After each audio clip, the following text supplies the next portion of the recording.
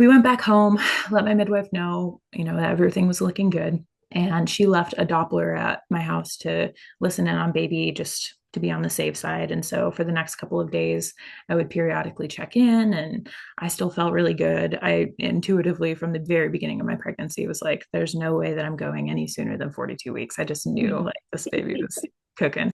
And so I was pretty comfortable. So once we kind of settled in and back at home, I got a call from my midwife, ultimately learned that because of the kind of funky heart tones that they were noticing, that my midwifery team no longer felt comfortable continuing with my home birth, Mm. which was a big shock. It was a big shift in plans, and the build up to planning a home birth and the preparation that you do is significant. And so, especially at 41 and 4, I think now 41 and 5, probably, it was a Yeah. huge to hear like everything's changing. Hey, you're listening to Empowered Births at Home with me, Esmeralda, as your host.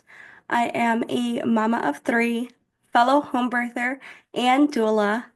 I am completely obsessed with birth, more specifically, home birth.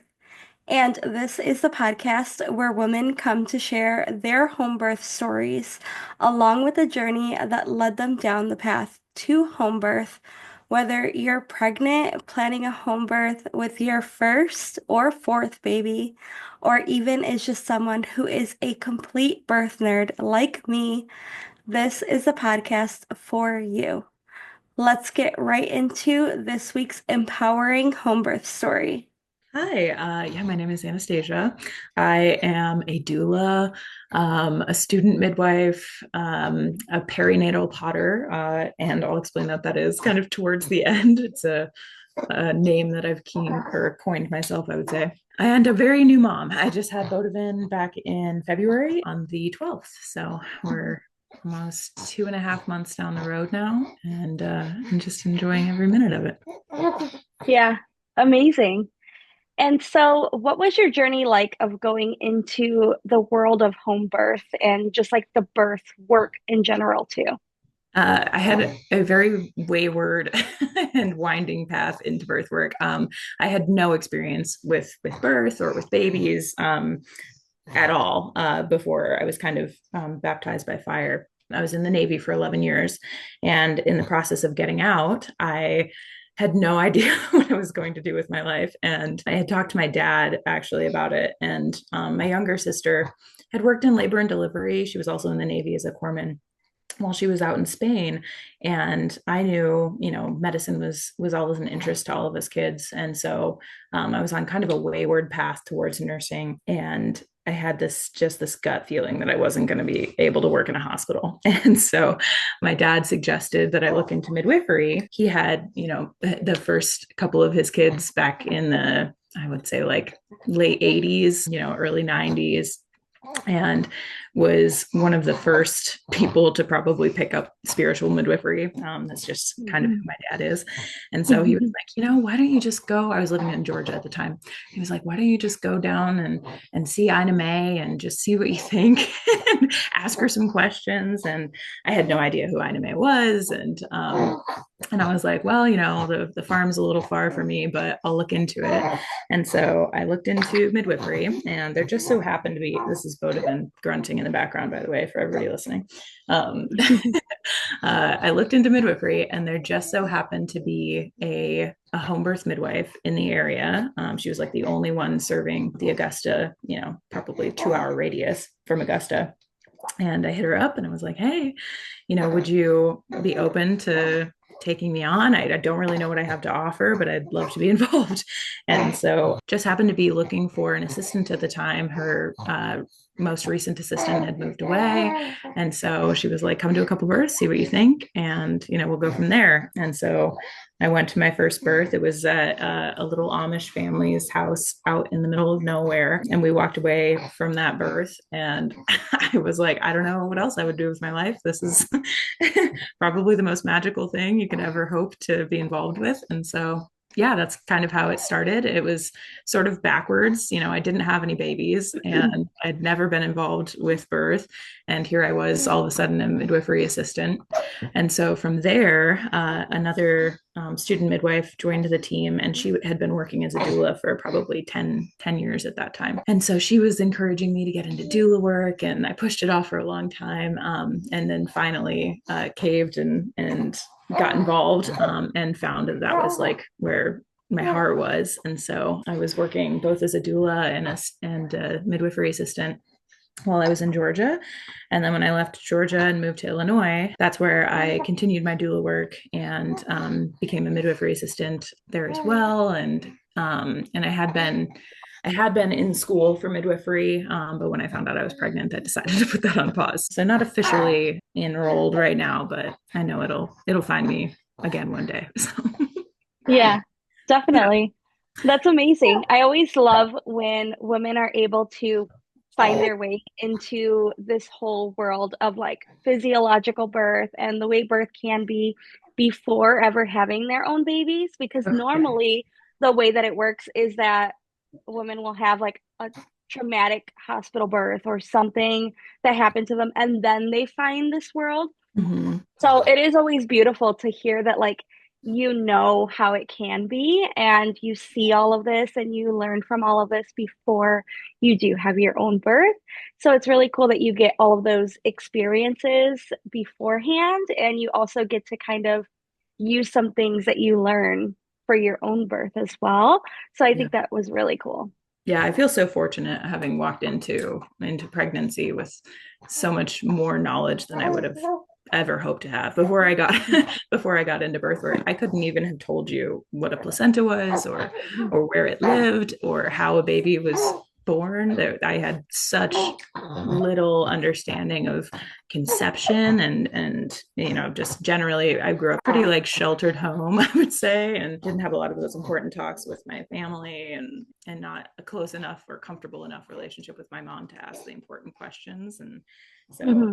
a lot of hard lessons learned, but I feel even more apt to be able to share that information now with other women, especially as they're coming Yeah. into their conception journey. So yeah.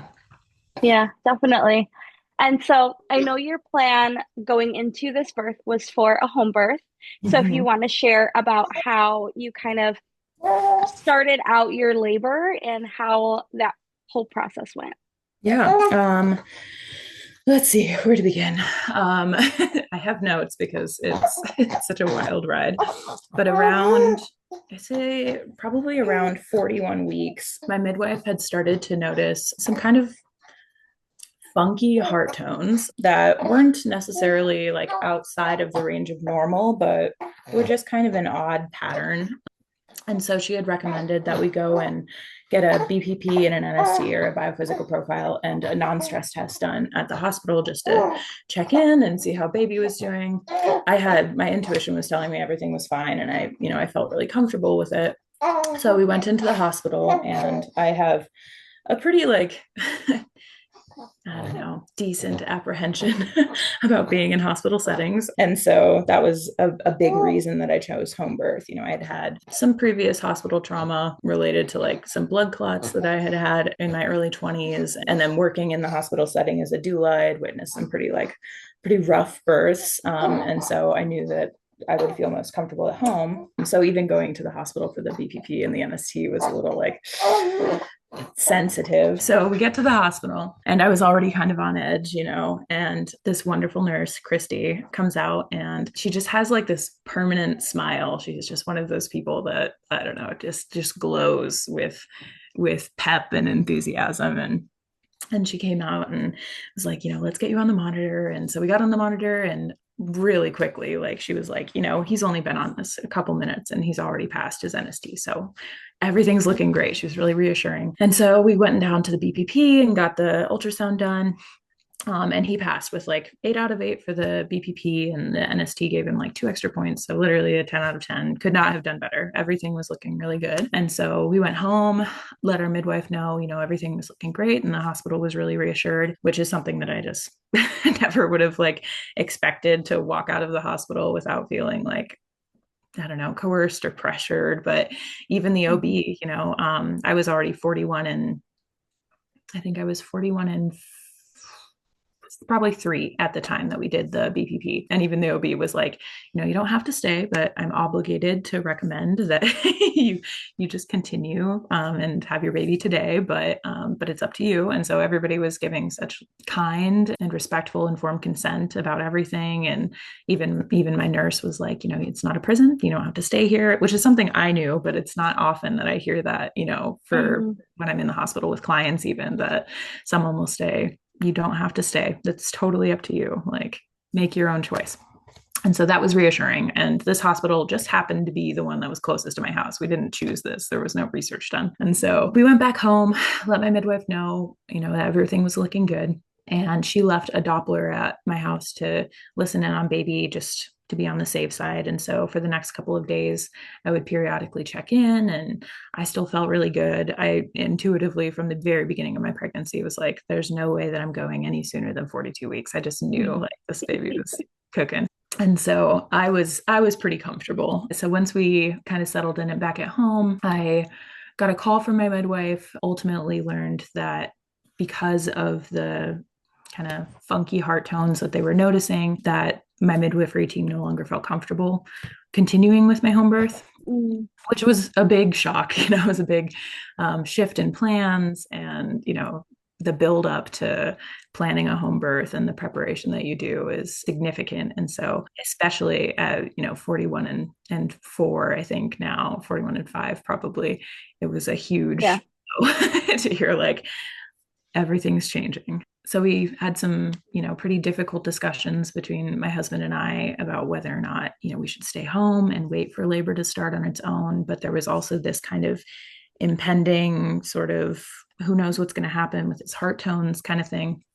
And so ultimately we decided that the more reasonable or maybe less risky decision would be to go in for an induction, which Mhm. is something I never thought I would have chosen. I, intuitively felt so comfortable and so good, and it almost it felt wrong, to be going into the hospital and prompting a process that I knew would start eventually. It was just, will it start before these heart tones, get more serious? And so Mhm. ultimately we decided to go in. We got to the hospital that evening around 7. It was just before, I think like just before shift change, maybe like 15 minutes before. And right there in the hallway is Christy, the same nurse that we had seen just like, the day prior for the BPP. And she's standing there and smiling. And she was like, I heard somebody, a 41 weeker was coming in, and I thought it must be my friend Anastasia. And so Mhm. it was so nice to just get back and have somebody meeting you there as a person, and someone who already kind of knew the story and knew what we wanted out of our birth. And she was such an advocate for us. And so she took us back and got us set up on the monitor, and baby's still looking great, like all of these fluctuations in heart tones every time we went into the hospital, he was fine. So that was wonderful. We got set up there, and then around 9, the OB came in to talk about induction options, and I already had a pretty like decent idea of what I would want to do if I had to. I was not open to cytotech in the least, and felt more open to doing manual cervical ripening with a cook catheter and then a dose of Cervidil as well. So that's what we ended up doing in the evening around 9 p.m. And I was able to get some pretty good rest. And that's usually kind of the hope, is that you set up with those two and then you're able to sleep through the night. And in the morning, you take your bulb out and, in the Cervidil, and you're ripe and ready for Pitocin potentially. And so that's exactly what happened. I woke up in the morning and around 9, the doc came back in and took the bulbs out, and I was a 5 and 80% effaced, which is a lot, compared to the stories that I had, witnessed in my doula work in the past. It was kind of a hit or miss, depending upon how early in gestation you went in for your induction and how well your body takes to the medications and the ripening. So Mhm. I was pleasantly surprised with how productive even just those two things had been. And so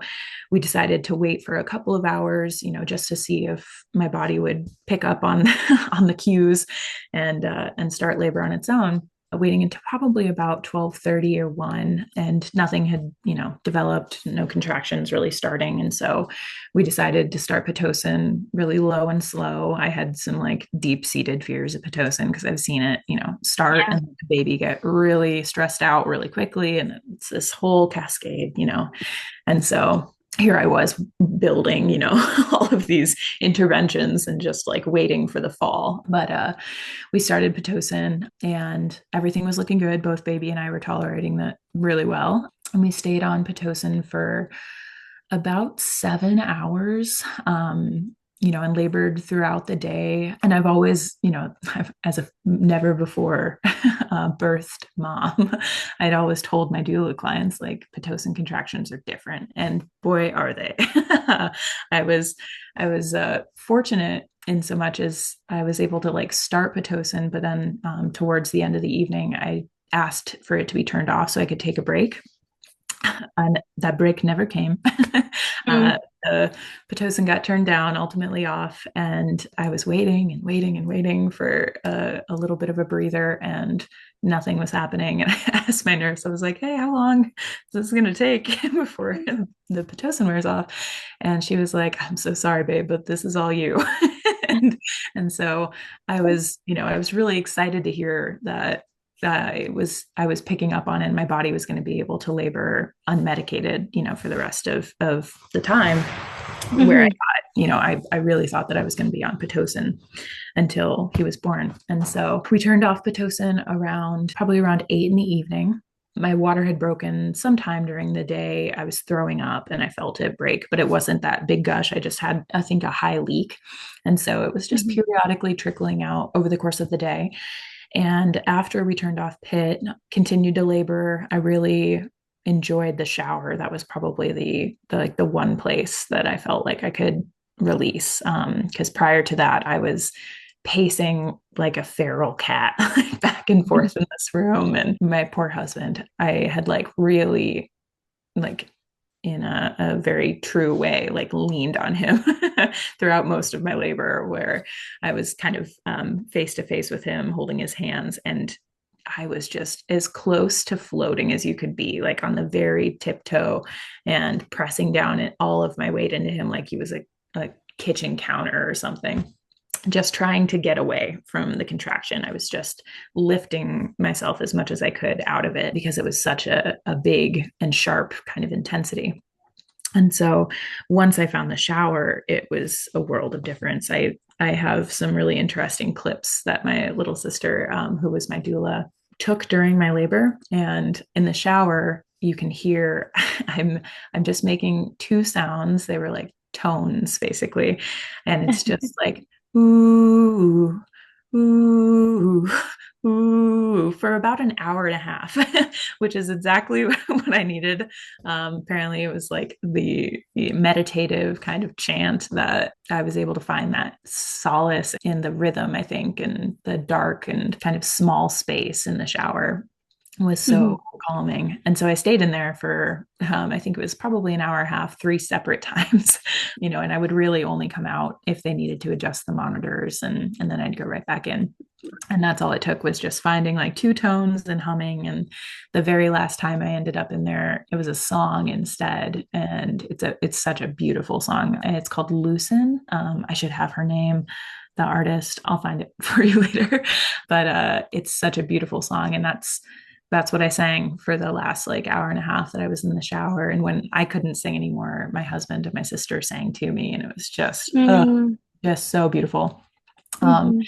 and so I think at the end of that, whenever I came back out, it was probably to adjust the monitors once more. And my husband suggested, maybe trying a deep squat, which I was like, that sounds like the worst idea in the world.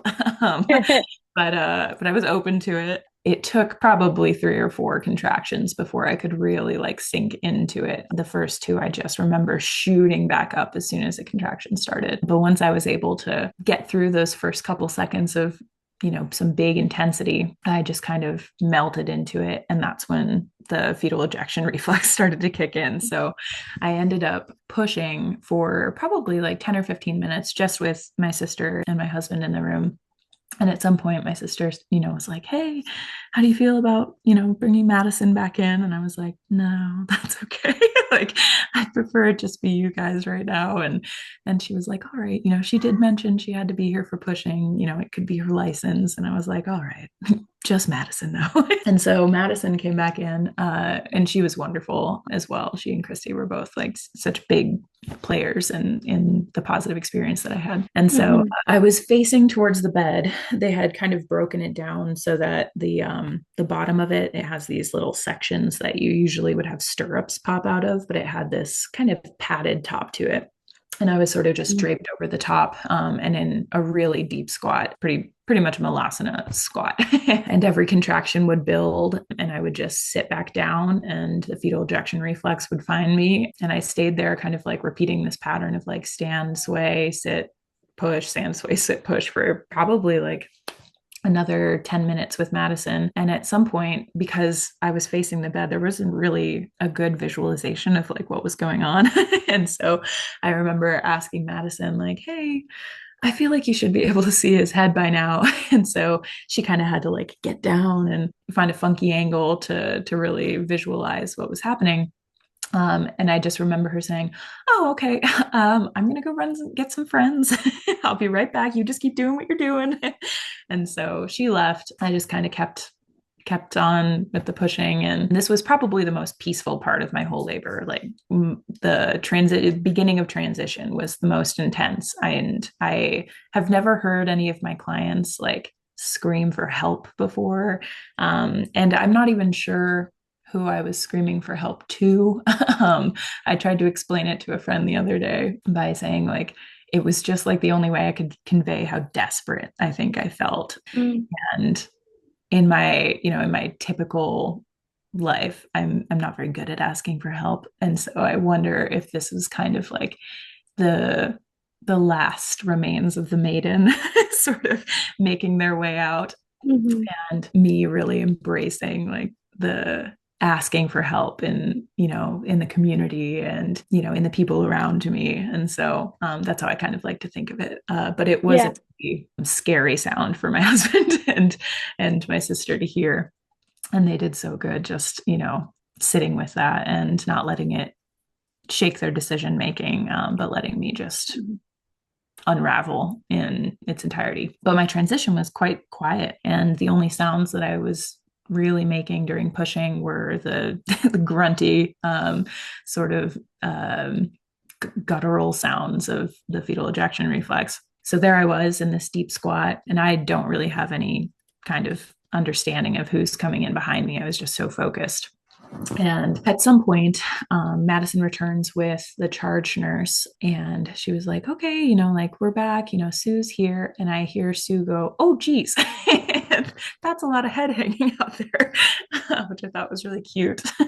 And I could have sent the ring of fire and the release after that. And so I knew that at the time their head had been born. I didn't know if it was a boy or a girl. And so no one was ready to catch him, which was pretty cool. And kind of how I sort of hoped everything would unfold. And I was so low to the ground that once his head was born, he was basically already on the ground. And very quickly thereafter, his body followed. And with how sudden everything was, my husband became the first person who was like Mm. ready to pick him up. And so he did. So both of them just kind of rolled out onto this chucks pad on the hospital floor. And my husband Andy went and snatched him up, and he had a nuchal cord. So the nurses very quickly like helped to unravel that, and he passed him through my legs. And so we have these really beautiful pictures of us just kind of standing in the hospital with this super bloody baby. I had torn pretty like decently up towards my urethra, and so it's a really vascular area. And he started crying right away. He was on our chest, and I remember so vividly my husband said, "Hey," to kind of like get my attention. And I turn and I like look at him, and he was like, "That's your son." And so that was the first time that I found Mm. out, which was so important to us that one of us was going to be the one to announce, Yeah. whether it was a boy or a girl. And so the hospital staff was wonderful at respecting that. And so we stood there and just gawked at him for a handful of seconds at least. And then on the video, you can hear the OB say, like, would you mind getting into the bed? You're starting to hemorrhage. And so even that like was so soothing that there wasn't this like panic around the fact that the most of the hospital staff has probably never witnessed a birth that happened outside of the bed, and they were still Yeah. so willing to watch and witness and deal with it as it came without I don't know, shaming me or pressuring me into doing something different. And so I was like, okay. And I climbed into the bed, and it was pretty much just trying to divine where the blood was coming from. And it ended up just being from my laceration. And so Mhm. once they figured that out, they asked if they could cut the cord. And, it had been enough time and the cord was white and flaccid. And we were like, yep, sounds good. And Bodivin ended up needing a little bit of like blow by. I remember holding him on my chest and he was kind of sounding gargly. And I think I asked the room, does anyone have a suction, like a bulb syringe? And one of the nurses kind of made eye contact with me, one of the NICU nurses, and was like, would you mind if I assess your baby? And I was like, okay. And so I handed it over to her so she could do that. And they, only kept him there for a couple of minutes just to get his SpO2 levels. And then they were really good at bringing him right back. And that meant the world to me. So directly following the birth, I think they, stitched me up for the couple of tears that I had. It was just like a second degree and a first degree tear. And then everyone was so sweet and just kind of let us be. But the whole experience was so empowering, where I had truly walked into this hospital thinking I was going to end up with a C-section. That was like my whole mindset. I knew what was going to happen. I'd seen it before. Like I had such a bias for hospital birth and for home birth, and I do think that bias has a place. I think like in its essence, bias is like a protective feature, right? Like Mhm. what you've seen and what is dangerous or scary, and how to avoid that in the future. And this whole experience really turned that on its head. And in the following days, we went back home and got settled in, and I'd heard from a couple of people who knew that I was planning a home birth and that I ended up transferring, and the first words were like, I'm so sorry, like. And I think this is an important kind of story to share, because so many people who plan home births that end up transferring carry that remorse for their story, not being able to have followed through with the vision of the birth that they had. And while I felt, I felt so like over the moon about how everything worked out. It could not have been more perfect. I didn't feel remorseful, maybe curious about what would have happened if I had chosen differently. And I think the what ifs are always going to find you. But with how perfectly everything worked out, it just felt so serendipitous that I think it was how it was supposed to be. And in so much, in so much as that, I was able to learn a lot more about birth than I ever would have if I had just stayed at home, which I never thought I would say. I didn't think that I Yeah. could learn anything from a hospital birth, but I did. And I have so much more empathy now for women whose stories change, whose birth plans change and who have to make some really difficult decisions. And in those, in the moments leading up to one of the biggest and most important days of their life, like, it's heavy. And I have Hmm.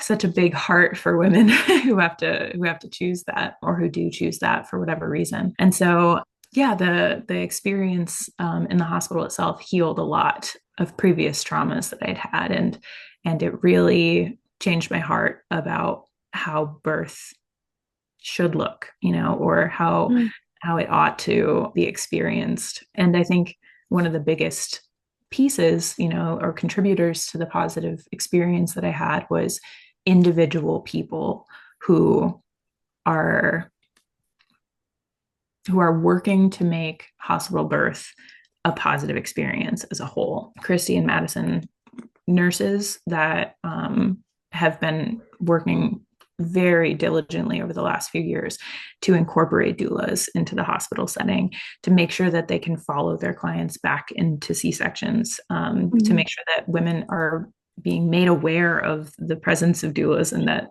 the utility value, and that you can have them and that you should seek them out. And just those two people, are working to make such big changes in the hospital. And so it really does just kind of come down to the right people, and individuals can and do make big differences. And I'd always heard that, that the nurses are who make your hospital experience, whatever it is, whoever you get, kind of thing. And that was so true with me.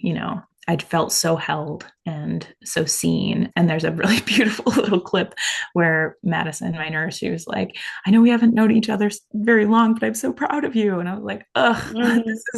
this is what birth should be. This is what it is. And the witnessing, that I thought really only existed in the home birth space, was happening in a place that I didn't think that it could or that it would. So that was really special. And my husband and my sister were absolute rocks throughout my labor.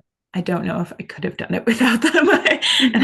I say that very sincerely. My sister is such an incredible witness and a photographer. She was able to take some really beautiful photos of our birth. And my husband was so resolute and just the absolute rock that I needed him to be, and such a powerful witness. And just the way that he loved on our son as soon as he was born, Mhm. will melt my heart forever. so that was my birth. I think that probably is a good summary of the feelings and the emotions and the Mhm. lessons learned. But yeah. Yeah. Thank you for sharing that. That was really beautiful. And I just loved hearing how everything kind of fell perfectly into place of how you were really hoping it would go, even though it wasn't what you were thinking it would go Yeah. that way. You were thinking it would go a different way, but you were hoping that, like, I hope I still get this beautiful experience. And that's ultimately what you got, was this amazing, beautiful experience. And Mhm. that's really something that so many people who do have that bias towards hospital birth don't really understand, is that you can have a good experience. It's not Mhm. always all hospitals or all OBs are this way or all nurses. It's never that. And you can have a really good experience. And especially if you are informed and you're educated, just like how you got all of these Mhm. um, experiences beforehand and you were educated beforehand, you knew, okay, I have these choices. I can make an informed decision on which choice I want to make. And it wasn't as much the hospital or OB or nurses making those choices for you. So then it kind of felt less empowering in that way, where you were able to make all those choices and you felt the empowering feeling of like, okay, I'm in charge here. I make Mhm. decisions of how I'm going to get induced. I make that decision of how much Pitocin I want. Like, I know I can make these decisions. And Absolutely. there's a lot of women who don't know that. So I think that's where there's a gap really in having a beautiful hospital birth, is not knowing that you can make these choices, not knowing that you're the authority, not the Mhm. OB. And so I think it's really beautiful that you were able to have that experience because of your whole journey beforehand.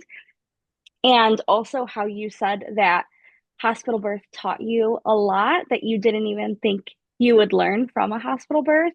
Because something that I've learned in just being in birth work is that every birth has its own lesson to teach us, Mhm. and no one can know what that lesson is. Even us, we don't know what the lesson is. And so your birth is going to unfold in the way that it's meant to teach you that lesson. So that's something that I really try to share with women, especially that I'm working with, because things can change last minute. Plans can shift, things can happen. And as much planning and preparation as you do, nothing will change what's meant for you and how you're supposed to like take things from your birth and learn from them. And I think that's something really beautiful in itself to know. That way, if things are changing last minute or unexpectedly, you're not filled with all of this sadness and guilt and just all of that that sometimes comes with the change of plans, because you can know in your heart this is meant to happen for me. I'm going to learn something from this. There's a reason behind all of this. It's not happening for no reason. Right. And so I think that's just the beauty of the mystery of birth. That's so true. Yeah, well put. Hmm. Yeah. I saw some of your pictures that you've posted and they looked very home birthy. So I say that because when you see pictures of a hospital birth, you can tell it's a Yeah. hospital, right? Like you can see it's very bright and sterile and it looks like a hospital room. And then when you see home birth pictures, it looks homey, it looks cozy, it looks warm. And so your photos really captured that essence of a home birth. Mhm. So I really wanted to ask, how can you make that more of the vibe and the scene of a hospital room for anyone who maybe does end up having a plan change or anything like that? How can they bring a little bit of home into the hospital? Yeah. I had a really special opportunity to bring a lot of home with me. I had a birth blessing a few months prior to my birth, and my husband and I created this little frame. Went out and found like 4 sticks and nailed them together, and then put some chicken wire on the back. Mm, And during my birth blessing, everybody that came, all of the people closest to my heart, brought their favorite flower, and mm, so everyone wove their favorite flower into this beautiful frame. And so we very intentionally brought that to the hospital and brought enough blankets and, drapes to cover the things that I didn't want to see. I personally hate seeing TVs in any space. I'm like not a big TV person. And so, we did that. We covered the television with a big drape, and then we put the frame right in front of it. And for us, we brought those little tea lights, the battery powered tea lights, and had those kind of just sprinkled all over the room. The biggest thing for me when I go into a hospital birth is just turning all of the fluorescent lights off and bringing your own light with you, whatever that looks like. Sound wasn't as important to me as I thought it would be, but I know a lot of people really benefit from having their own music, or even just like white noise or some kind of oceanic sound playing in the background to sort of dull that sterile kind of static of the hospital environment. Smells are kind of hit or miss for people during labor, but that's why I always say if you're somebody who loves having scents, or if that grounds you in whatever way and brings you some peace, bringing like little spritzers or essential oil kind of bottles with you. And so if you desire a little bit of something, putting it on a cloth or a towel and keeping it close. I tend to not recommend diffusers just in case you get really sick of a smell in the middle of mhm, labor. It's difficult to get rid of a diffused room scent, but it's pretty easy to take a cloth off of your shoulder if you need to get rid of it. But yeah, the I think the general rule of like your five senses, what do you want to see? Think about the space, and what you want to hear and smell, taste. Taste is a big one. Having like snacks from home so you don't have to eat the hospital food, whatever is available at the time, bringing things that feel nourishing and whole. Yeah, that's a pretty quick and easy way, is just to kind of think about the atmosphere that makes you feel safe, and that for most laboring people is dark, warm, calm, intimate, and whatever you can do to capture that in your hospital room really does make a difference for bolstering oxytocin production. So it's worth investing in. And bring your own pillows. Hospital pillows suck. yeah, Yeah. definitely. Yeah. Mm-hmm. Thank you for sharing that. I appreciate that because I think a lot of people don't know what you can and cannot bring into the hospital. And it's Mm-hmm. more that they think it's just the essentials that they pack in their bag and that's Yeah. all they can bring. And they don't know that they can put drapes over the TV, Mm-hmm. or they don't know that they're able to turn off the lights. They thought that the OBs and the nurses needed them on. And so I think that's really important for women to know that they can make these choices for Mm-hmm. how their whole birth space is going to be, even if it's not the exact birth space that maybe you had set up at home because it was so late in the game that you had already set up this beautiful space. You can bring some of those things with you. to Yeah. make the hospital room hopefully capture that same essence that you were hoping for, which it seemed like in your photos that that's exactly what you Mhm. got. So that Yeah. was beautiful. Yeah. And I would also recommend really utilizing your nurses. I think a great majority of nurses want to make your experience whatever you want it to be. For me, I think one of the the biggest like green flags of the nurses that I had was we had one OB who perpetually would come into the room and wasn't matching the vibe.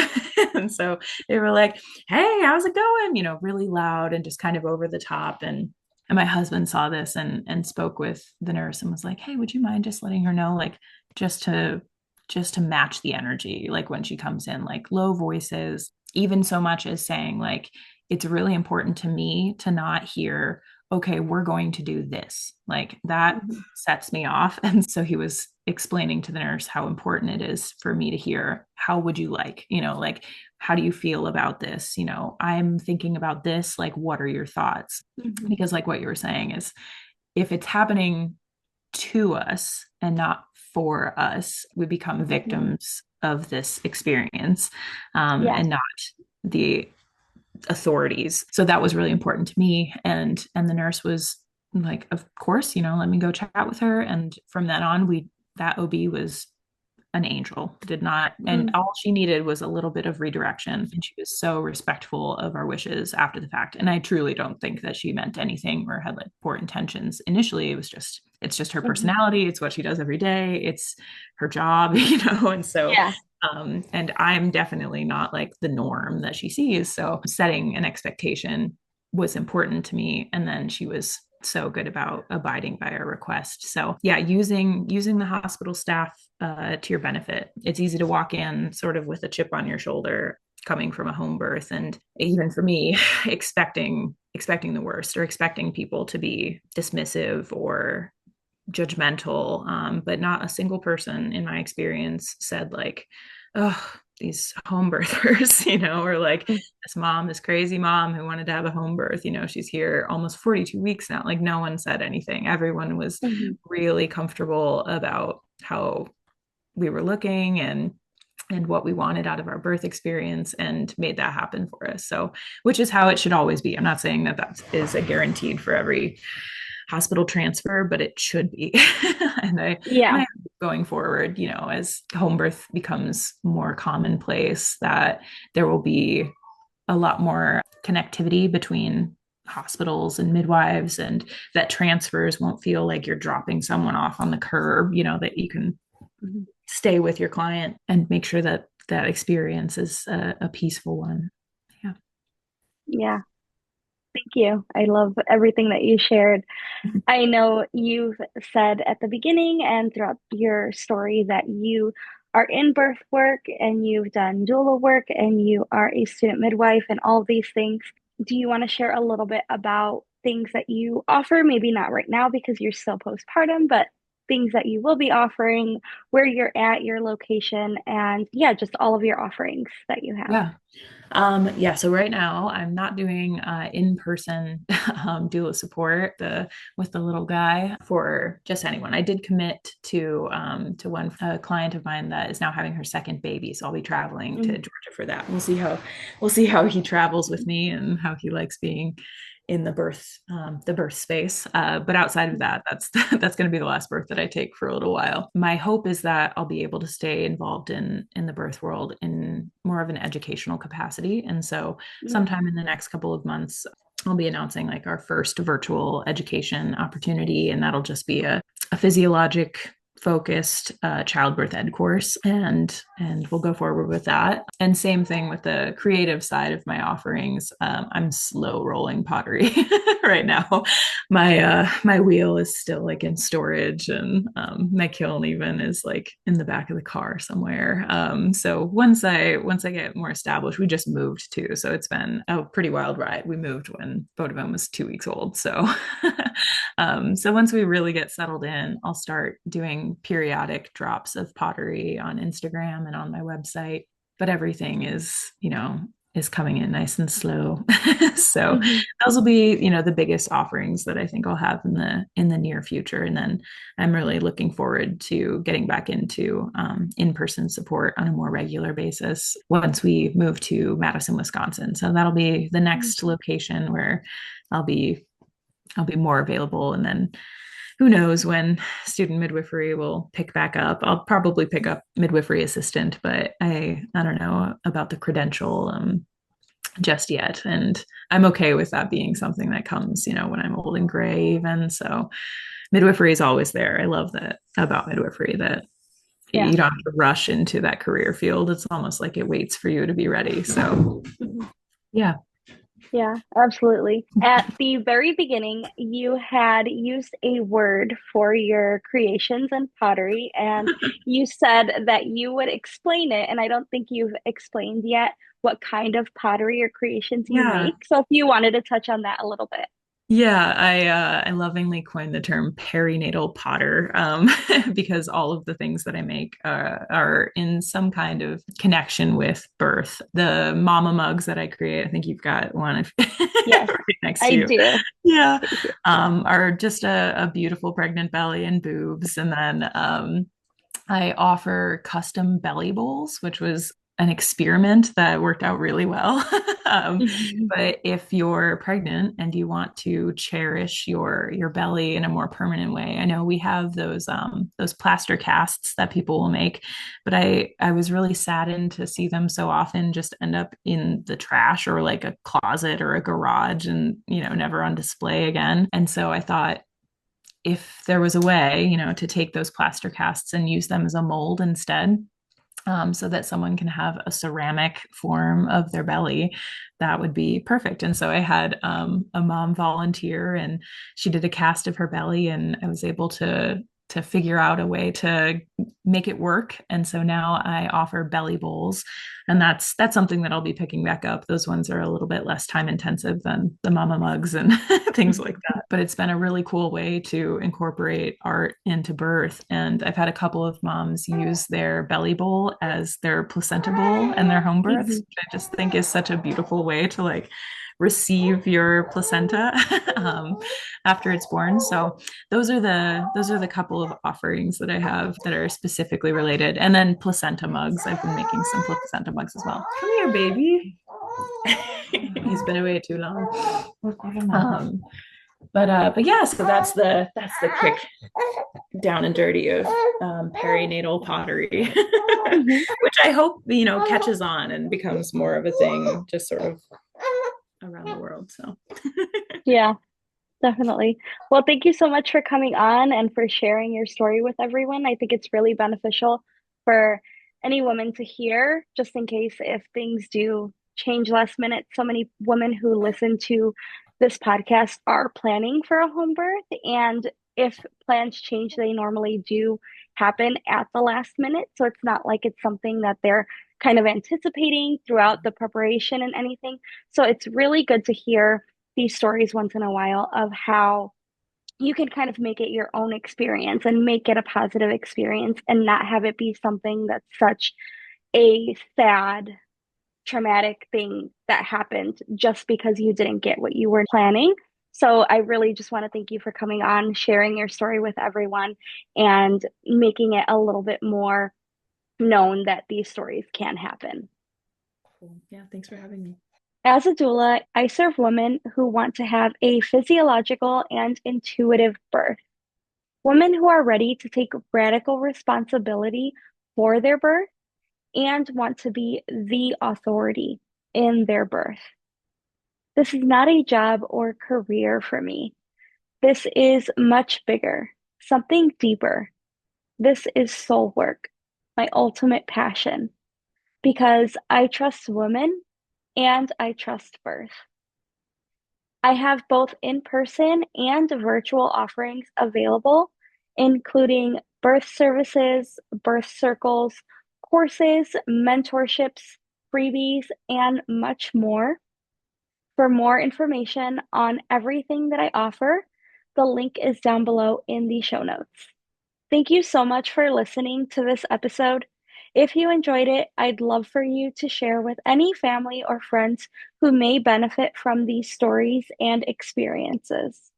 To further support this podcast, I'd appreciate if you would leave a 5-star rating and review, or you can even make a loving donation on my website at birthsathome.com/products/podcast-donation. Tune in next week for another home birth story.